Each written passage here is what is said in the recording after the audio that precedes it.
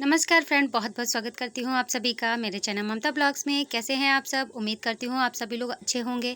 यहाँ पर मैंने निकाल के रखे हैं कटिंग के ब्लाउज़ और उसकी नाप के लिए ब्लाउज़। तो सबसे पहले मैं यहाँ पर कटिंग के लिए अस्तर वगैरह निकाल लिया है, जैसा कि सभी के साथ ही होता है, क्योंकि कटिंग करने से पहले अस्तर भी चाहिए होता है और हमारा नाप भी ज़रूरी है। यहाँ पर मुझे साड़ी से निकालना है ब्लाउज़ और ये वीडियो मेरा थोड़ा-सा 2 दिन लेट आ रहा है, क्योंकि वीडियो एडिट नहीं कर पाई थी। मुझे किसी काम की वजह से 2 दिन बहुत ज़्यादा बिज़ी हो गई थी। तो एडिट होने के बाद में भी वीडियो मेरा वॉइस ओवर नहीं हो पाया था, जो कि आज मैं कर रही हूँ, तो आज आपके साथ में शेयर कर रही हूँ। तो फ्रेंड्स, अभी तक आपने चैनल सब्सक्राइब नहीं किया है तो प्लीज़ चैनल को सब्सक्राइब कीजिएगा। वीडियो को आप पूरा देखिएगा, पसंद आए तो लाइक कीजिए, शेयर कीजिए और कमेंट में ज़रूर बताइएगा वीडियो आपको कैसा लगा। तो यहाँ पर अस्तर ख़त्म हो गया था और मैं काफ़ी टाइम से मार्केट नहीं जा पा रही हूँ, तो फिर मुझे रेड कलर का जो है अस्तर है ना, दूसरी दुकान से मम्मी से मंगाना पड़ा था। यहाँ साड़ी से मैं ब्लाउज़ निकाल ले रही हूँ और बिज़ी होने की वजह से मैं कपड़े इस टाइम पे बहुत कम ले रही हूँ, लेकिन फिर भी ये पास में एक रहती हैं पड़ोस में भाभी, उनकी साड़ी थी, तो ना चाहते हुए भी मुझे ये लेनी पड़ी है। उससे पहले जो ये कपड़े हैं, ये मैंने 3 से 4 दिन पहले ले रखे थे, तो इसको मैं स्टिच करूँगी। तो सबसे पहले यहाँ पर जो मैंने पहले मुझे ब्लाउज़ देना है, वो यहाँ पर मैं कंप्लीट करूँगी। इसका नाप ले रही हूँ और एक ब्लाउज़ में से इतनी लेंथ की स्लीव निकालना मुश्किल होता है, लेकिन फिर भी मैं कोशिश करूँगी कि इतने लेंथ में स्लीव निकल पाएगी या नहीं निकल पाएगी। वैसे तो मैंने कस्टमर को बोल दिया है कि इतनी लेंथ में नहीं निकल पाएगी, लेकिन अगर पॉसिबल होगा तो मैं ज़रूर निकालूँगी। सबसे पहले यहाँ पर मैं इसका जो नाप है वो नोट कर ले रही हूँ डायरी में। नोट करने के बाद में मैं कटिंग करूँगी। तो आप लोगों का इतना प्यार और सपोर्ट मुझे मिल रहा है, सच्ची में मुझे बहुत अच्छा लगता है। 2 दिन से मेरा वीडियो नहीं आ रहा है, लेकिन फिर भी आप लोग इतना सपोर्ट कर रहे हो मुझे, इसके लिए आप सभी का धन्यवाद बहुत-बहुत, इतना प्यार देने के लिए। और सच में मैं उस प्यार को आपके धन्यवाद कह के भी मैं पूरा नहीं कर सकती हूँ, जो अभी प्यार आप लोग मुझे दे रहे हैं। और आप लोग कहते हो कि मैं डिटेल में वीडियो शेयर करूँ, तो देखिए मैं कोशिश तो करती हूँ कि मैं डिटेल में वीडियो यहाँ पर शेयर करूँ, लेकिन पॉसिबल नहीं हो पाता है। डिटेल में वीडियो मैं ब्लॉग चैनल पर तो नहीं शेयर कर पाती हूँ, मैं बुटीक चैनल पर शेयर करती हूँ। अगर आपको डिटेल में वीडियो चाहिए तो आप वहाँ देख सकते हैं, और बिज़ी होने की वजह से वहाँ पर भी मैं प्रॉपर वीडियो शेयर नहीं कर पा रही हूँ। लेकिन धीरे-धीरे मैं अपना सेटअप, अपना टाइम का शेड्यूल सही कर रही हूँ कि जल्दी ही आपके साथ में शेयर करूँगी। और आप सभी के सवाल आ रहे थे कि मैं अपनी पर्सनल लाइफ पे वीडियो बनाऊँ, तो उसके लिए भी मैं जल्दी ही वीडियो शेयर करूँगी, दिवाली के बाद ही शेयर करूँगी। और मेरा फर्स्ट पेमेंट आया नहीं आया, ये भी आप लोगों का सवाल था, तो मेरा फर्स्ट पेमेंट आ चुका है, लेकिन अभी मैं लेके नहीं आई हूँ। तो जैसे ही लेके आऊँगी वो भी मैं आपके साथ में शेयर करूँगी। जितना इंतज़ार आप लोगों को रहता है ना मेरी लाइफ के बारे में जानने के लिए, सुख हो, दुःख हो, सभी कुछ जानने के लिए रहता है ना, इतनी ही मतलब खुशी मुझे भी होती है आप लोगों के साथ में अपनी सारी बातें शेयर करने के लिए। यहाँ पर मैं कटिंग कर रही हूँ, मतलब यहाँ पर मैं मेज़रमेंट को नोट कर रही हूँ और मम्मी बैठ के यहाँ पर अपने हुक लगा रही हैं ब्लाउज़ में, जो कि काफ़ी टाइम से मेरे से बोल रही थी, मैं नहीं कर पाई थी। तो अभी देखिए मम्मी यहाँ पर बैठ के हुक और आई कर रही हैं अपने ही ब्लाउज़ में, बाकी मैं यहाँ पर अपना काम कर रही हूँ। इस टाइम पे दिवाली का सीज़न है, तो दिवाली के सीज़न से पहले करवा चौथ का भी सीज़न, तो सभी कुछ काम इतना ज़्यादा बढ़ गया है, काम का प्रेशर बढ़ गया है और घर की भी साफ़-सफ़ाई होती है, सब कुछ अकेले मैनेज करना थोड़ा-सा मुश्किल होता है। लेकिन फिर भी मैं कोशिश कर रही हूँ, और इसी बीच अगर मुझे कहीं जाना पड़ जाता है बाहर, तो देखिए पूरा मेरा शेड्यूल ख़राब हो जाता है। 2 दिन मेरे ऐसे ही निकल गए कि मुझे किसी भी ना किसी काम की वजह से जाना पड़ गया था। तो आपको पता होगा कि मैं एक बार गई थी अपनी बहन के यहाँ घर पे, उसके बेटे की तबीयत ख़राब थी। उसी बहन के, मतलब मेरी बहन के भाई का एक्सीडेंट हो गया था, तो कल का मेरा पूरा दिन वहीं पे निकल गया था, जिस वजह से मैं शाम को 6 बजे आ पाई थी हॉस्पिटल से उसको छुट्टी करा के। और जिस दिन वो एडमिट हुआ था उस दिन भी मुझे ही बुलाया था, क्योंकि हॉस्पिटल में उनकी थोड़ी जानकारी नहीं थी, और जिस हॉस्पिटल में मम्मी के हाथ का ऑपरेशन हुआ था उसी हॉस्पिटल में एडमिट कराया था, तो इसी वजह से मुझे जाना पड़ गया था, जिस दिन एडमिट हुआ था उस दिन भी, और जिस दिन कल डिस्चार्ज हुआ था उसका, तब भी मुझे जाना पड़ा था। तो अब ऐसे कोई काम होते हैं तो हम उनको मना नहीं कर पाते हैं। बाकी और कोई काम हो तो देखिए कोई बहाना बना दो या कुछ भी बोल दो, लेकिन ऐसे कामों के लिए मना नहीं हो पाती है। तो फिर मुझे जाना पड़ा, मेरा पूरा दिन खराब हो गया था, तो इसके लिए मैं आपको सॉरी बोलूँगी कि इस वजह से मैं वीडियो आप लोगों के साथ में शेयर नहीं कर पाई। तो चलिए अब आगे से जो भी जैसा भी रहता है वो मैं आपके साथ में शेयर करूँगी। और यहाँ पे बार-बार दुकान पे कस्टमर आ रहे हैं, कभी कुछ रहता है, तो ये काम तो हमारा डेली का चलता ही रहता है। यहाँ पर ये ब्लाउज़ जो है कस्टमर का ये सिल गया है, तो ये मम्मी से मैंने उतरवाया है, हैंगर में लगे हुए थे, तो अब मैं इनको ये दे देती हूँ और उसके बाद में जो अभी इसकी जो कटिंग है ये करने वाली हूँ। आप लोगों का काम कैसा चल रहा है? उम्मीद करती हूँ आप सभी का काम अच्छा चल रहा होगा, लेकिन काम के साथ-साथ प्लीज़ पता लगे आप लोग अपना ध्यान रखना ही भूल जाएँ, तो ऐसा बिल्कुल भी मत कीजिएगा। काम उतना ही कीजिएगा जितने आप लोग आराम से हैंडल कर पाएँ, क्योंकि मेरा पहले ऐसा ही होता था, मैं काम इतना सारा ले लेती थी या हो जाता था काम कि ना चाहते हुए भी कस्टमर दे जाते थे और मैं उसको काम करते करते इतनी थकान हो जाती थी मुझे कि फिर बाद में मुझे ऐसा लगता था कि बस अब पड़ गए तो अब बीमार ही होना है। तो आप लोग प्लीज़ ऐसा मत कीजिएगा, जितना आपसे हैंडल हो पाए उतना काम कीजिए। और अब मैं उतना ही काम लेती हूँ जितना मैं आराम से कर पाऊँ, खुद के लिए टाइम भी निकाल पाऊँ और रेस्ट भी मैं प्रॉपर कर पाऊँ। तो इन बातों को ध्यान में रखते हुए अब काम आप लेना, और मैं भी इसे ऐसा ही करती हूँ, क्योंकि काम हम कितना भी मना करेंगे और कस्टमर को अगर सिलवाना होता है तो वो लेके ही आते हैं, और लोगों को ये लगता है कि अरे नहीं आज नहीं, अरे उसी दिन दे देना, उसी दिन दे देना। तो कितना भी हम उसी दिन देंगे, लेकिन फिर भी हमारे घर के भी काम इतने सारे होते हैं और दीपावली का त्यौहार इतना होता है, साफ़ सफाई भी करनी होती है। तो आप इन चीज़ों का ध्यान में रखते हुए अपने काम को अच्छे से एडजस्ट करना, और कस्टमर्स को पहले ही बोल देना कि अगर इतना टाइम है तब हम सिल पाएंगे, और अगर नहीं सिल पाएंगे तो आप उनको साफ साफ मना कर सकते हैं। लेकिन आप अपने सेहत से और अपने परिवार के काम से बिल्कुल भी कॉम्प्रोमाइज़ मत करना, क्योंकि देखिए काम तो हमेशा चलता रहता है, वो कभी ख़त्म नहीं होगा। एक ख़त्म होगा तो दूसरा आ जाएगा, और दूसरा ख़त्म होता है तो तीसरा आ जाएगा। और अभी देखिए मेरे सोफ़े की और घर की हालत ऐसी हो रही है कि मैं साफ़ सफाई नहीं कर पाई हूँ। तो अभी जो इमरजेंसी के कपड़े जो रह गए हैं 2 से 3 दिन में मुझे देने हैं, उनको मैं कंप्लीट करूँगी, फिर मैं लगूँगी साफ़-सफ़ाई में। और मेरी एक सिस्टर का कमेंट आ रहा था, काफ़ी टाइम से कमेंट आ रहा था कि मैं अपनी पर्सनल लाइफ़ पे वीडियो शेयर करूँ, किस तरह से मैं कहाँ रहती हूँ, क्यों ससुराल नहीं जाती हूँ, क्या Q&A वीडियो बनाऊँ। तो चलिए, मैंने कभी बनाया नहीं है इस तरह का वीडियो, और आप लोगों के सवाल हैं, आप लोग मेरी ज़िंदगी के बारे में जानना चाहते हैं, तो मैं ज़रूर शेयर करूँगी और ट्राई करूँगी कि मेरे से Q&A वीडियो बनता है या नहीं बनता है। वैसे मैंने 1-2 वीडियो बनाया है, लेकिन शायद आप लोगों को वो पसंद नहीं आया, तो इसलिए फिर मैंने आगे बनाने की कोशिश नहीं की, या फिर शायद वो मेरे से अच्छी बनी नहीं। जो भी रीज़न हो, लेकिन फ़िलहाल उसके बाद से फिर मैंने वो वीडियो नहीं बनाया है। लेकिन अभी मैं दीपावली के बाद में सभी कुछ आप लोगों के साथ में डिटेल में शेयर करूँगी। और कुछ हमारी ज़िंदगी में ऐसा हो जाता है ना कि कुछ सोचते हम और कुछ होता है, तो ऐसा अगर आपके साथ में भी है तो मैं यही बोलूँगी, देखिए आप किसी भी चीज़ से निराश नहीं होना है, हताश नहीं होना है। बस अपने काम को मन लगा के करना है। अपने काम में हम करते रहेंगे, दिमाग लगाते रहेंगे, मन लगाएँगे, फालतू चीज़ों में नहीं लगाएँगे, तो धीरे-धीरे वो चीज़ें इग्नोर हो जाती है। लेकिन हाँ, ये भी है कि कुछ चीज़ें जब हद से ज़्यादा बढ़ जाती हैं तो उसको इग्नोर भी नहीं किया जा सकता है। तो अगर ऐसा कुछ चीज़ें होती हैं तो देखिए उसके प्रति आपको एक्शन लेना ज़रूरी है। जैसा कि अभी मेरे साथ हो रहा था, काफ़ी टाइम से हो रहा था, और मैं उसको पिछले 1 साल से इग्नोर कर रही थी। इग्नोर तो मैं काफ़ी टाइम से कर रही थी, लेकिन 1 साल से वो चीज़ें कुछ ज़्यादा ही हो रही थी, बहुत ही ज़्यादा हो रही थी। लेकिन मुझे उसके प्रति थोड़ा-सा एक्शन लेना पड़ा है, और वो मेरी मजबूरी थी, क्योंकि अगर मैं एक्शन नहीं लेती तो फिर वो चीज़ें हद से ज़्यादा बढ़ जाती। तो इसलिए मुझे उसके प्रति एक्शन लेना पड़ा है, और इस वजह से भी मेरा काम जो है थोड़ा-सा डिस्टर्ब हो गया है। लेकिन कोई नहीं है, जब हमारे सिर से कोई चीज़ बाहर हो जाती है, मतलब जब लिमिट से बाहर हो जाती है, तब ऐसे लोगों को उनकी लिमिट बतानी ज़रूरी होती है। कहते हैं देखिए, कीचड़ होती है तो कीचड़ से हम बच के चलते हैं, तो कीचड़ को ये घमंड हो जाता है कि हम उससे डर रहे हैं, लेकिन हम उससे डरते नहीं हैं, हम उसकी गंदगी से बचते हैं।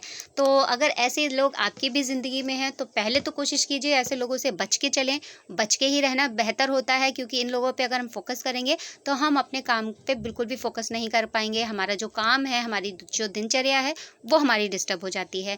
लेकिन फिर भी अगर कुछ भी चीज़ अगर हमारे लिमिट से बाहर हो जाती है और ये लोग अपनी हदें भूल जाते हैं, तो उसको भी लिमिट में लाना ज़रूरी है। औरत है, इसका मतलब ये नहीं है कोई भी हमारे साथ कुछ भी कैसा भी बिहेव कर सकता है, या किसी भी तरह को उनको परमिशन मिल जाती है कि वो कैसा भी हमारे साथ कर सकते हैं। तो ऐसे लोगों के लिए करना बहुत ज़रूरी होता है, उनको उनकी लिमिट बतानी ज़रूरी होती है कि देखिए हम अगर बर्दाश्त कर रहे हैं तो वो हमारी अपनी नेचर है। उस चीज़ को गलत उसमें मत लीजिए कि आपको ये परमिशन मिल गई है या आपको ये हक मिल गया है। हक किसी को नहीं मिलता है, बस इंसान अपनी सभ्यता और मर्यादा को भूलना नहीं चाहता है। लेकिन अगर बात हद से बढ़ जाती है तो फिर उसके लिए भी हम तैयार हैं। आगे देखा जाएगा जो भी जैसा होता है, लेकिन फ़िलहाल उनको समझाने की कोशिश की जाती है। नहीं समझते हैं तो मजबूरी है। तो मेरे साथ भी ऐसा ही कुछ हो रहा था, जो कि मैंने आपके साथ में कुछ ना कुछ थोड़ा बहुत शेयर किया था।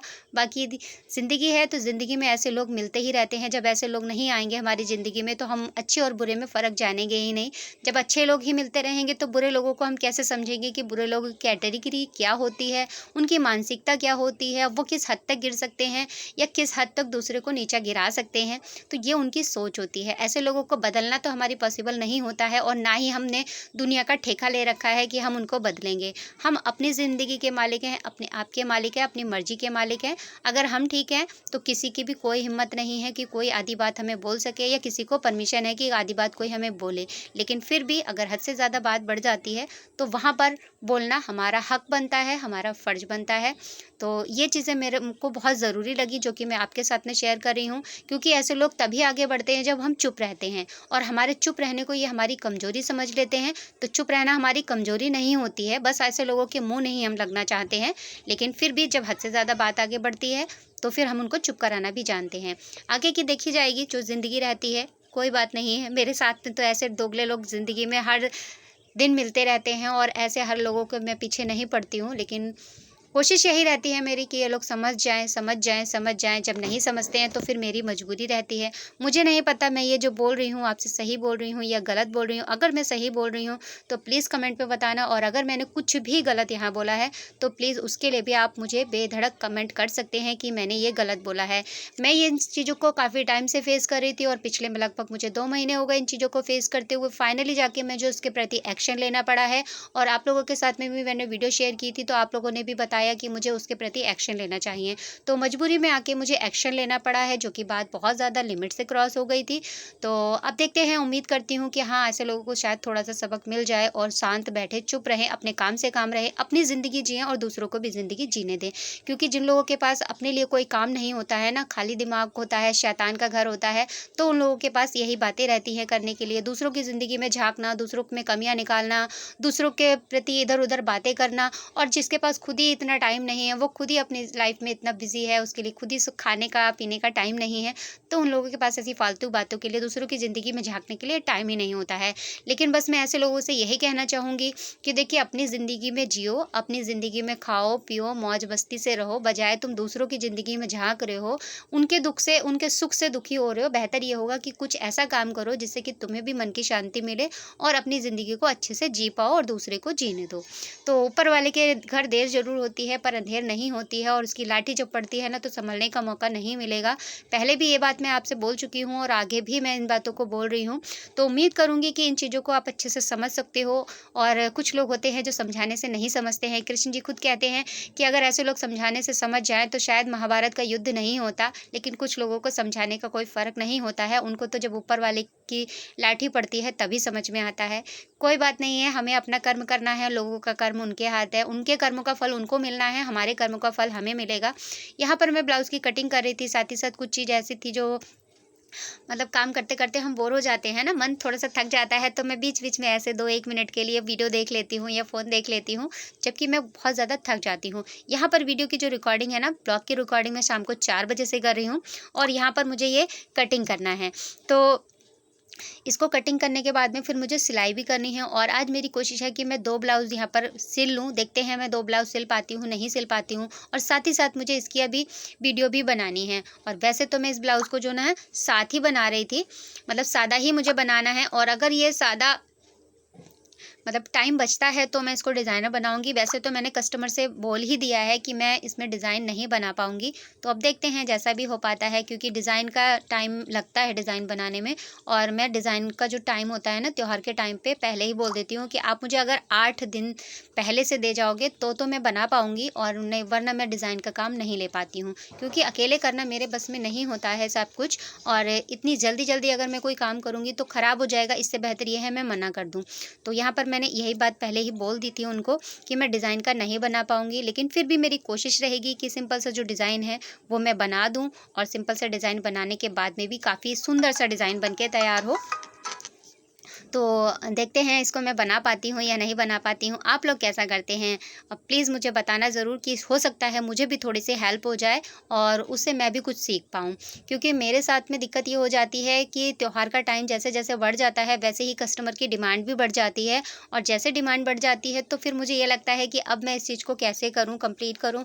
और अगर डिज़ाइन वगैरह बनानी होती है और देखिए वीडियो वगैरह भी मुझे रिकॉर्ड करना होता है, तो उसमें टाइम ज़्यादा लगता है। अब टाइम को मैं कैसे मैनेज करूँ, ये मेरे साथ दिक्कत दिक्कत हो जाती है। तो यहाँ पर देखिए फुल स्लीव वाला ब्लाउज़ जो है ये मैंने सिल लिया है और पहले मैंने कोशिश की थी कि मैं इसमें हाफ़ स्लीव निकालूँगी, लेकिन हाफ़ स्लीव ना निकाल के मैंने इसमें फुल स्लीव निकाल दी है।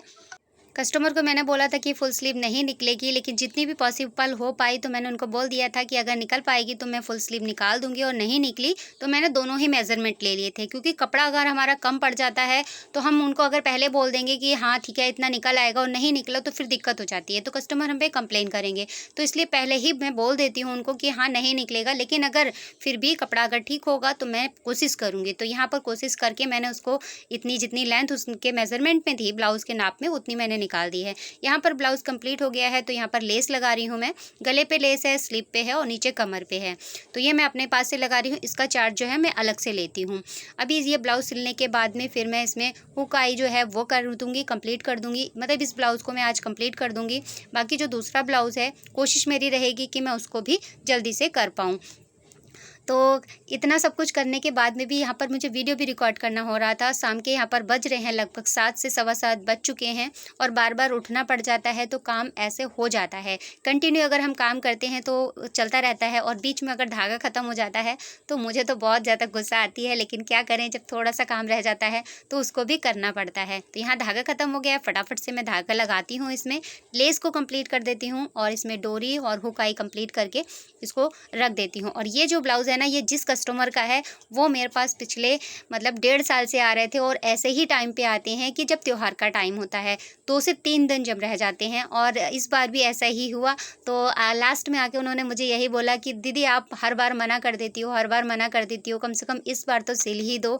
तो मेरा यही सवाल होता है उनसे कि आप ये बताओ, जब आपको मैंने पहले बोल रखा है कि आप मुझे 10 दिन से पहले कपड़े दे के जाया करो, कम से कम 8 दिन पहले दे के जाया करो, अभी आप मुझे 3 दिन पहले लेके आके दे के जा रहे हो, तो ये बताइए मैं कैसे कंप्लीट कर पाऊँगी। फिर भी उन्होंने बहुत ज़्यादा कहा, तो फिर मुझे लास्ट में ये ब्लाउज़ लेना पड़ा। 3 ब्लाउज़ लेके आए थे, 3 में सिर्फ मैंने यही ब्लाउज़ लिया है, क्योंकि मुझे अच्छे से पता है मैं इतनी जल्दी इस काम को नहीं कर पाऊँगी। और अगर मैंने हाँ भी बोल दी तो फिर प्रॉब्लम मुझे होने वाली है। मुझे ना तो सोने का टाइम मिलेगा, ना मुझे खाने का टाइम नहीं मिलेगा, मुझे अपने लिए बिल्कुल भी टाइम नहीं मिलेगा। जो पहले से कपड़े ले रखे हैं तो उसमें भी प्रॉब्लम होगी। तो हार खा के फिर मुझे उनको यही बोलना पड़ा है कि ठीक है अब मेरी मजबूरी है, आप बाद में आपकी ये बोलो कि मैंने इस बार भी मना कर दिया, तो मेरे चलो ठीक है दे जाओ आप, और आगे से ध्यान रखना अगर आपको सिलवाना हो तो फ़िलहाल के लिए मुझे ये लेना पड़ा है। और ये ज़बरदस्ती वाला ब्लाउज़ है, तो ऐसा हो जाता है। और ये चीज़ें शायद आप लोगों के साथ में भी होती होंगी कि कस्टमर को चाहिए होता है और 1-2 दिन पहले ही लेके आते हैं, तो आप लोगों को मना करेंगे तो आप लोगों को से ये ज़रूर बोलते हैं कि आप मना कर रहे हो, लेकिन मजबूरी हमारी भी होती है। हम काम उतना ही कर पाते हैं ना जितना हमें पता है कि हाँ हम 1 दिन में 3 दिन में कितने कपड़े दे पाएंगे। तो यहाँ देखिए ब्लाउज़ हमारा कंप्लीट हो गया है। इसमें डोरी वगैरह लगा के और बाकी सारा कुछ कंप्लीट करके मैं इसको एक साइड रख दूँगी। जो बाकी का जो मेरा ब्लाउज़ है उसको देखती हूँ, क्योंकि साड़ी में से मैंने ब्लाउज़ कट किया है तो उसको भी मुझे स्टिच करना है। दुकान की सफाई अभी मैंने थोड़े टाइम पर की थी, लेकिन अभी फिर से देख सकते हैं जाला वगैरह थोड़ा-थोड़ा हो रहा है, तो मुझे फिर से सफाई करनी पड़ेगी। और सारा काम जो है उसको मैनेज करना बहुत मुश्किल हो जाता है। किसी भी काम को बिगाड़ना बहुत आसान है, लेकिन उस चीज़ को सँभालने में टाइम लग जाता है। और अभी मैंने खुद के अपने साड़ी एक मंगा के रखी है, जो कि मैं आपके साथ में शेयर करूँगी। तो आज के ब्लॉग में तो नहीं शेयर करूँगी, दूसरे ब्लॉग में मैं शेयर करूँगी कि मैंने एक साड़ी मंगाई है, ऑनलाइन मंगाई है, एक सूट मंगाया है ऑनलाइन, तो उसको भी मैं दिखाऊँगी। और फिर आप लोग मुझे बताना कि मैं उस साड़ी का किस तरह से ब्लाउज़ बनाऊँ। नेट की साड़ी मंगाई है मैंने, बहुत ही प्यारा मुझे कलर लग रहा है, लेकिन चलिए धीरे-धीरे आपको मैं बाद में बताऊँगी। और यहाँ पर देखिए कुछ कपड़े जो इसमें जो कतरन लगानी है ना, मतलब लटकन जो लगानी है, वो कपड़ा बिल्कुल भी नहीं बचा है, क्योंकि फुल स्लीव के बाद में कपड़ा बिल्कुल भी नहीं बचता है। तो यहाँ पर मैंने पाइपिंग्स के साइड से जो कपड़ा बचा था उसी को ही मैंने उठाया है यहाँ पर, और इसमें मैं छोटी-छोटी जो टैसल लटकन होती है वो मैं लगा दे रही हूँ। तो फाइनली ये ब्लाउज़ मेरा बनके तैयार हो चुका है। वीडियो आपको कैसा लगा कमेंट करके ज़रूर बताना। थोड़ा सा भी अगर आपको पसंद आया हो तो लाइक कीजिएगा, शेयर कीजिएगा, और चैनल को सब्सक्राइब नहीं किया है तो प्लीज़ चैनल को सब्सक्राइब कीजिएगा, क्योंकि सिलाई का काम एक ऐसा काम है ना जो चलता ही रहता है, चलता ही रहता है, चलता ही रहता है, कभी ख़त्म नहीं होने वाला है। लेकिन फिर भी मैं अपने आप को इतना वो कहती हूँ और आप लोगों के साथ में भी ये शेयर करती हूँ कि देखिए काम करते रहिए, लेकिन काम करने के साथ साथ अपना भी ध्यान रखिए। अपने ध्यान रखना बहुत ज़रूरी है, और जब हम अपना ध्यान रख पाएंगे तभी हम किसी काम को अच्छे से कर पाएंगे। ऐसा नहीं है कि हम सिलाई में भी पूरी तरह से लग जाएं और उसके बाद में जब हमारे घर का या हमारे खुद के लिए टाइम निकालना जाना हो तो उसके लिए टाइम ही ना बचे। तो आप अपने टाइम को थोड़ा सा मैनेज करके चलिए और कस्टमर को पहले से बोलिए, ये चीज़ें बहुत ज़्यादा ज़रूरी हैं। मैं इन गलतियों को कर चुकी हूँ, धीरे-धीरे उन चीज़ों को आगे सीखती जा रही हूँ, पीछे गलतियाँ होती रही हैं और जब मुझे पता लगता है कि ये मुझे ऐसा नहीं करना चाहिए, वो चीज़ें आपके साथ में शेयर करती हूँ। यहाँ तो बात हो रही है अभी मेरे काम की, लेकिन पर्सनल लाइफ में भी ऐसी बहुत सी सारी चीज़ें होती हैं जो हम एक्सपीरियंस करते हैं, हमें बाद में एहसास होता है कि ये चीज़ें हमें नहीं करनी चाहिए और जब हम उन गलतियों को समझते हैं, जानते हैं, सीखते हैं, तभी हम ज़िंदगी में अपने आगे बढ़ पाते हैं और अपनी ज़िंदगी को बेहतर कर पाते हैं। तो मेरा तो फ़ोकस और मेरा तो जो वीडियो लाने का मतलब होता है वो यही होता है कि जो गलतियाँ मैं कर चुकी हूँ, आप लोग बिल्कुल भी मत कीजिए। मैं जो मैंने झेला है वो आप लोग कोई ना झेलें, लेकिन कहते हैं ना, औरत की ज़िंदगी होती है, परेशानियों के बिना उसकी ज़िंदगी नहीं होती है। कितना भी एडजस्ट कर लो फिर भी लोगों को कमियां मिल ही जाती हैं। कोई बात नहीं है, हम अपनी कमियों को दूर करेंगे और अपने आप को बेस्ट बनाएंगे, अच्छा बनाएंगे। इतना तो बना लिया है, बाकी रह गई कमी उनको भी दूर कर लेंगे।